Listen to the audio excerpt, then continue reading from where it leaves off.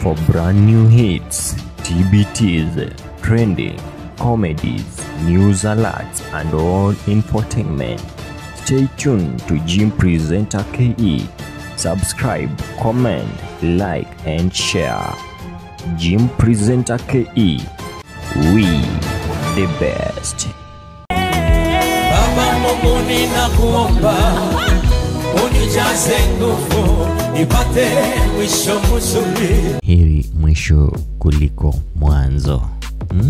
Kweli kabisa, yani it's better at the end kuliko penye umeanzia. So ndio hivyo tu. Anyway, mambo vipi guys? This is Jim Presenter KE. Once again, karibuni sana kwa YouTube channel zetu, lakini kwanza kabisa umesubscribe kama bado, tafadhali tu subscribe kwa channel yetu ya Jim Presenter KE.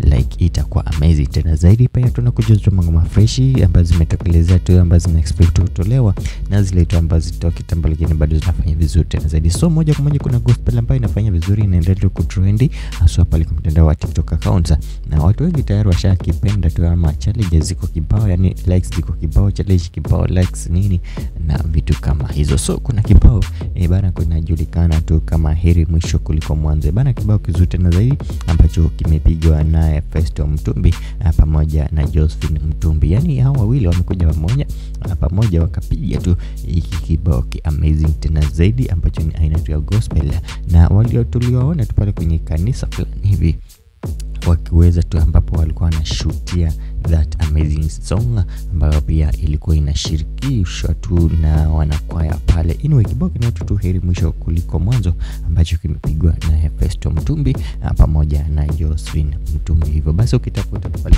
kwa YouTube utakuwa unakutana nacho na utakuwa una enjoy the amazing tena sana bana. Tukutane tena, may God bless you, see you until next time, bye bye.